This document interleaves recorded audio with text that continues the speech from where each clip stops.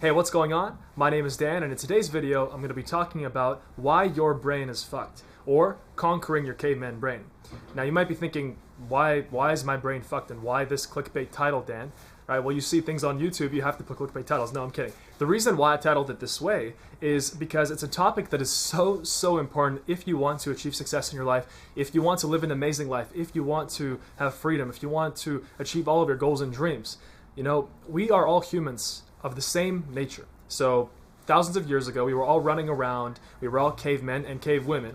We were running around. We were hunting for food. We were basically just living a nomadic lifestyle, moving from place to place, kind of, I think, in groups of people, kind of like almost like tribal, right? This was thousands and thousands of years ago. And whether you do believe in the theory of evolution or not, we can safely say that we have been evolving for thousands and thousands and thousands of years. And one of those things that has evolved into its current state today is the human brain.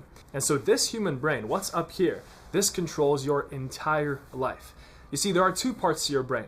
There is the upper rational part of your brain, and then there's the lower part of your brain, which is the emotional part of your brain. It's the part of your brain that basically is kind of like your human instincts, right? So it controls your fear, it controls your emotions, it controls your immediate wants and needs. So the part of the brain that evolved first is the lower part of the brain, and that's where the amygdala is in your brain, which basically controls human fight or flight response. Most humans, they live their lives subconsciously in constant fight or flight. So, you know, if you get like 5 to 6 hours of sleep, you have a 9 to 5 job, you know, you're sitting in traffic and you're stressed out, and you're always like stressed out. You're at work stressed out. You're stressed out because you've got your job. You got to come home from your job, fight traffic, there and back, go to appointments, right? Just take care of all your obligations. Make sure that your rent is paid, your mortgage is paid. So most humans, we can definitely say, are living their lives in this fight or flight state. So that is controlled by the amygdala. And the lower part of the brain also controls human fear and basic human emotions. So everything that's just like intrinsically human, right? Things that aren't really rational, things that we just have, you know, human fear, human emotions, sexual desire, things like that, that is the lower part of the brain. And that part of the brain evolved first many, many years ago.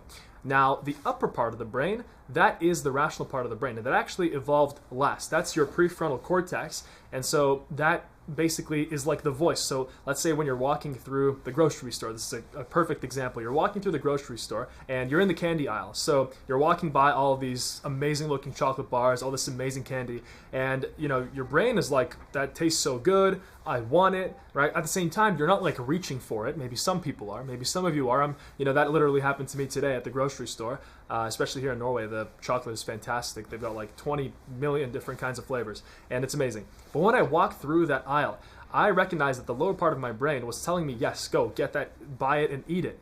But then there was a voice at the back, and the voice was telling me, wait a second, don't buy the chocolate, or if you do, only buy like one, right? And don't eat the whole thing in one go, right? Because obviously you are following a specific diet plan, you are lifting in the gym, you are training for bodybuilding, and you know, eating a whole chocolate bar right now is gonna mess up your entire day's calories. So that was in my case. And so you can see there where I used my upper part of my brain to shut down the lower part of my brain.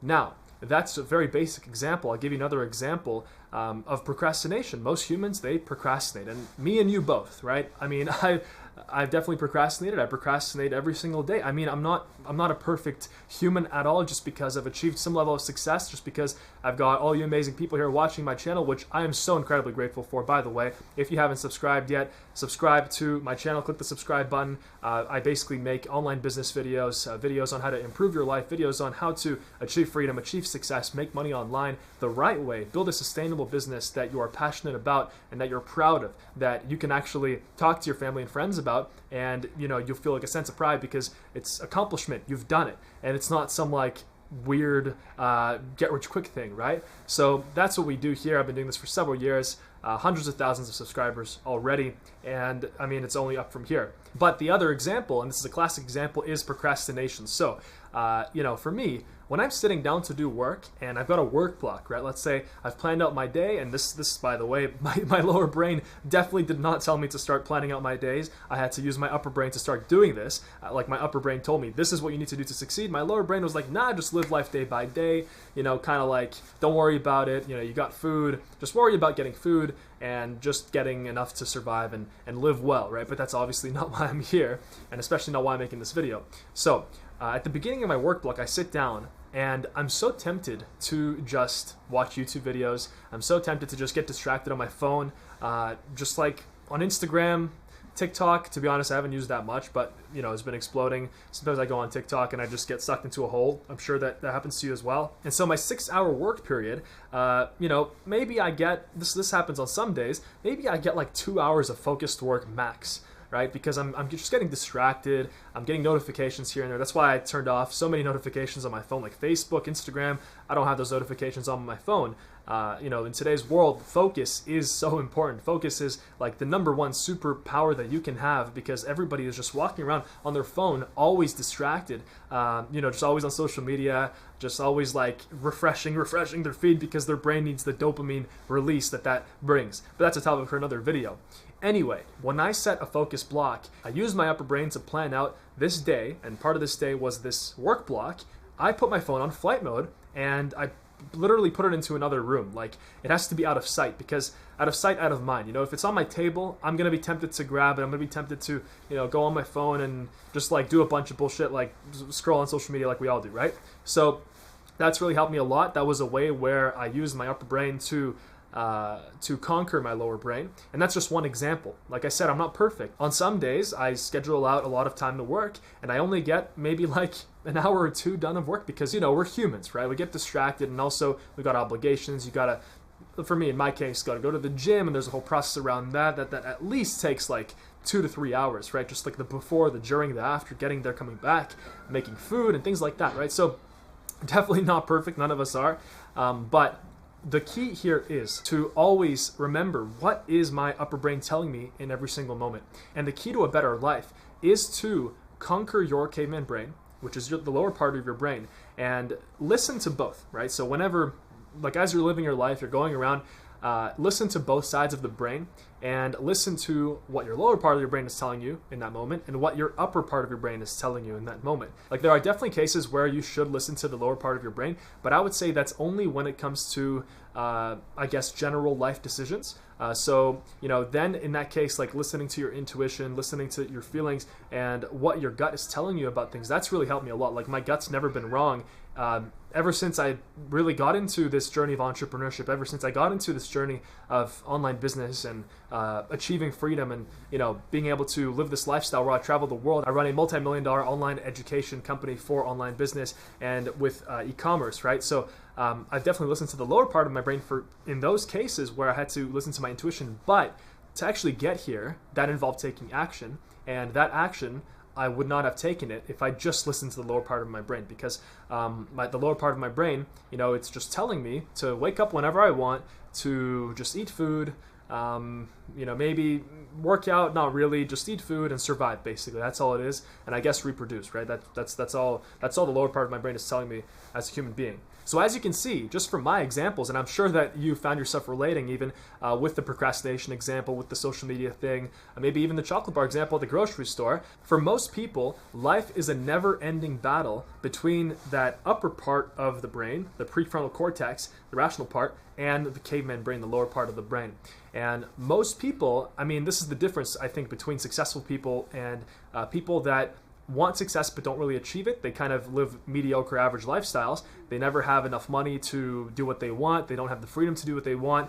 They can't just wake up in the morning and say, oh, I'm driving to the mountains and I'm going to hike, right? Like, most people, they can't do that on a Monday or Tuesday or Wednesday because they've got work, right? But successful people, and by the way, success obviously is a subjective term. For me, success is freedom, the freedom to be able to wake up in the morning, know that you're on your life path, your life mission. If you want to work, you can work. If you don't want to work, you want to drive to the mountains, you want to go skiing, you want to go on an amazing hike, that's freedom to me. That's been my life for like 4 years now. So I absolutely believe that the difference between the 1% of society, the 1% of those people who are successful, who are financially abundant, because you need that to be free, and who have that freedom, right, which is my meaning of success, the difference between them and 99% of the rest of society is the fact that those successful people learned to listen to the upper part of their brains for most decisions in life, and not the lower part of their brain. They didn't kind of succumb to their just natural human instincts, I guess, Another classic example is the fear of starting a business, right? So if you went up, let's say, to 10 people on the street and you asked them, would you want to start a business, right? I can guarantee you that most people, they would want to start a business. They would want to be their own boss and, work for themselves and kind of like control their own schedule, control their own life, because we all know the wealthiest people in our society are entrepreneurs, are those people who basically took a risk, they went out on their own and they started a business, right? And they got over the fear of starting a business. But you see, that's what stops most people. Most people, they want to achieve success. I mean, you can ask anyone, do you want to be rich? Those people that tell you no, like they definitely do. If you went up to like 10 or 20 people on the street and you offered them $1 million, like tomorrow, who would say no? Who would not take that, right? But when it comes to actually like following the process of achieving that, following the process of getting that, like, which involves starting a business, right? I mean, we're not going to talk about winning the lottery. We're not going to talk about becoming a famous basketball player. These options are not accessible to the average person like you and me, and I'm definitely an average person. Like, I'm just the person who decided to study success, decided to study what the most successful people in our society, what they did, what they've done, how they built their lives, how they built their businesses. And I did this through, at this point, years and years of research. My big breakthrough of freedom came in 2017. This is just a little bit of my story, but I went out on my own and I had that fear of starting a business. I had that fear. I knew that I had to because, I really had no other choice. For me, it was like start a business or be bankrupt and be broke. I definitely did not want to work a 9-to-5 job, not at the bank. That's where I was working. I'd worked there for like a month, 2 months. I was miserable. I was wearing a suit and tie to work. I was making barely any money, not a lot, especially after taxes, right? And I was looking at my coworkers and I'm like, these are all very miserable people. They've, the difference between me and them is that they've stayed here for 10 years, 20 years plus. And so for me, like, I knew that I had started a business. I knew it probably should be an online business, definitely should be an online business, because that's the future, that's the present and the future, right? But I had that fear of starting a business. And I didn't really realize it at the time, but I successfully used the upper part of my brain to convince me to start the business and to move past that fear, right? So the first thing that came to my mind when I was thinking of starting a business was, oh, well, it's risky. 90% of businesses fail. And, you can keep trying, you can lose a lot of money, you can end up homeless, all these completely irrational, beliefs. And then I stopped myself, I'm like, whoa, wait a second, right? What's riskier? Trusting the system, working a 9-to-5 job at the bank, slowly paying off your student debt, because I did have student debt. I had $40,000 of student debt. In Canada, university is not free, and that's where I'm originally from. And I think, like in most places in the world, university definitely isn't free. Education is expensive. And so, for me, it was like, what's riskier?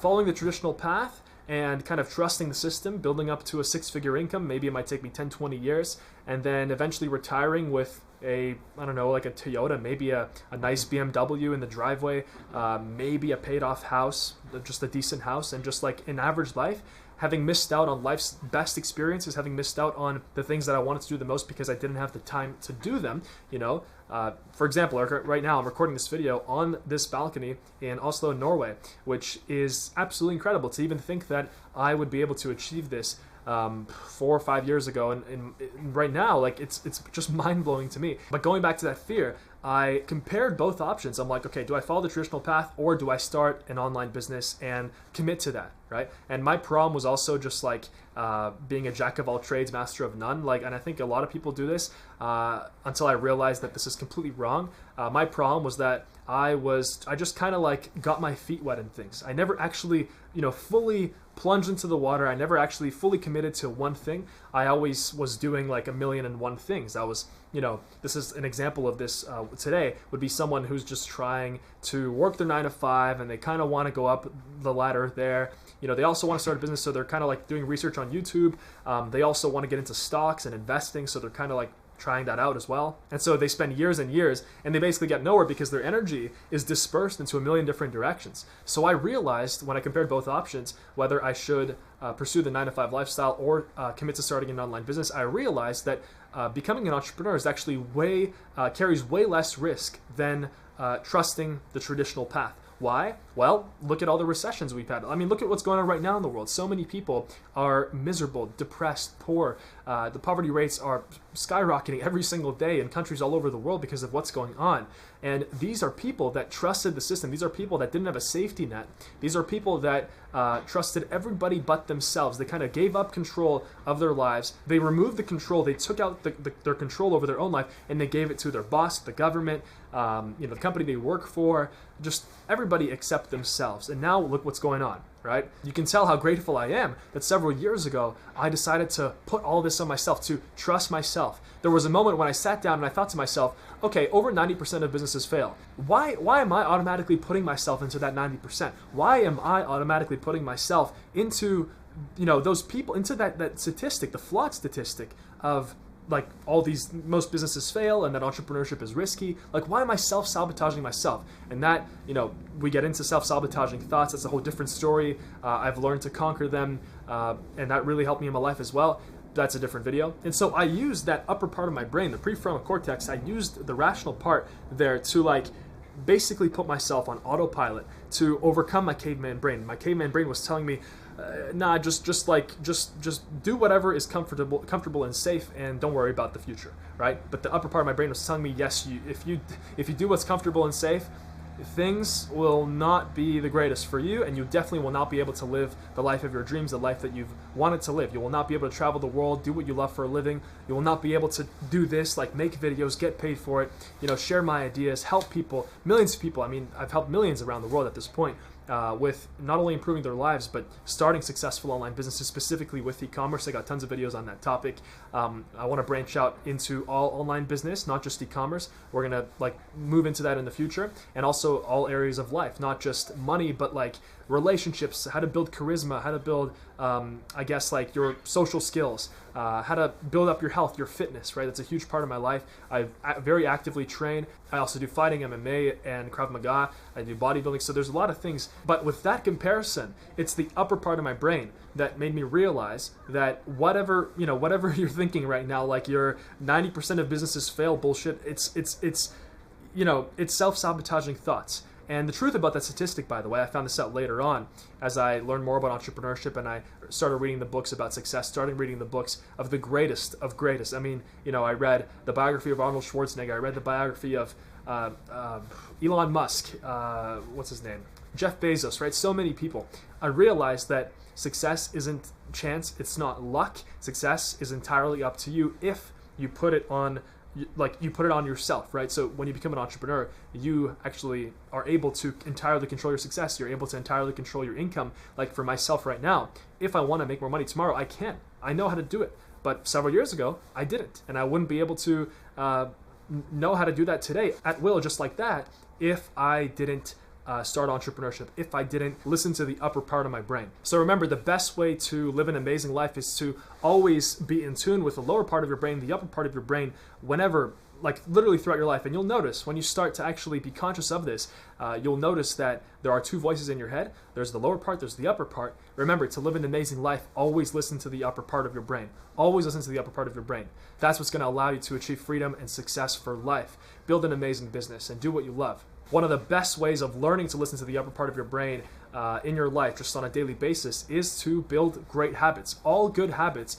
are those that your upper brain wants you to have, and all bad habits are those that your lower brain wants you to have. So if you just consciously remember that anything that your upper brain wants you to have, make that a habit. When you do something for 18 months, you will feel the need to do it forever. Various studies have shown that habits begin to be internalized, and you kind of start doing them on autopilot after about 67 days. There's a lot of different studies, they kind of spit out different days, but just remember, 67 days of doing one thing, now you're going to really start to internalize it, and it's going to be part of your life. If you do it for 18 months straight, you're going to do it for the rest of your life, guaranteed. So that's a great thing to remember, to always listen to the upper part of your brain and what kind of habits it's telling you to build, because those habits will drastically improve your life. One of the best ways that I've personally changed in my life is I wrote out my three worst habits that I have that are the biggest blockers from me achieving the highest success, from me achieving greatness and everything that I want in life. I actually have them written down here. So I wrote down my three most harmful habits. Number one for me was not sticking to a daily schedule. So I would usually just wake up in the morning, I would just do whatever I wanted to, obviously I would work, right? So for me, like, I built up that discipline early on, and that's how I got to where I got today. But I consciously realized that, like, okay, if I don't set a daily schedule, I'm just not going to be productive and achieve what I want to achieve. My second worst habit was using my phone during focus blocks. Yes, like I said, procrastination and just getting distracted, things like that. And my third worst habit was self-sabotaging thoughts. So those were my three worst habits. And I learned that if I choose one habit to break, then my life will improve drastically. And if I break all three, my life will be like on a whole other level. And so, one thing that I've really fixed was not sticking to a daily schedule. Now I plan out my days, like the night before I do what's called Plan Tomorrow Today. So I write down, all the tasks that I'm going to do, and I try my best to stick to it. Obviously, life happens. You get different things, different obligations, different appointments, I guess, and just whatever. Things come up, right? But as long as you actually try to do this, everything will work out for you. Everything will be so much better. So pause this video right now and write down your three most harmful habits. And once you've done that, select one that you can remove already and start to consciously try to remove it just literally today, and listen to the upper part of your brain, because it's going to tell you the things you need to do to remove that habit. So that is the difference between the caveman brain and the rational part of your brain, like the good part of your brain that basically, is telling you how to live an amazing life, and it's leading you there. What's important is to listen to it and to be conscious of those habits that will actually get you there automatically, so that, this thing, it's not doing all this, what I'm talking about. Breaking bad habits is very difficult at the beginning, right? But you'll see that once you actually take action on everything I'm saying, you choose that one habit to break, you write down your three worst habits, you choose that one of them to break, you start with one and then you move on to three, you'll see that in 3 months and 6 months and 12 months, your life will be on a whole other level. I want to end this video off with something that really gave me confidence and motivation when I was just kind of in a low point in my life, and I was doing these things. I was trying to break bad habits, and I was trying to really focus and build my online business, reach a certain level of income, reach freedom. Something that I learned is that on average, it takes 18 months for a huge change in your life to happen. Of course, if you're taking action and if you're actively on the journey, you're not just sitting around on your couch listen like a caveman or cavewoman, listening to the lower part of your brain, right? So if you're actually trying every single day, in 18 months, your life will be completely different. And going back to my own life, at that moment when I learned that, 18 months later, I'd already become a millionaire. And this was at age, this was 22. I started at 21.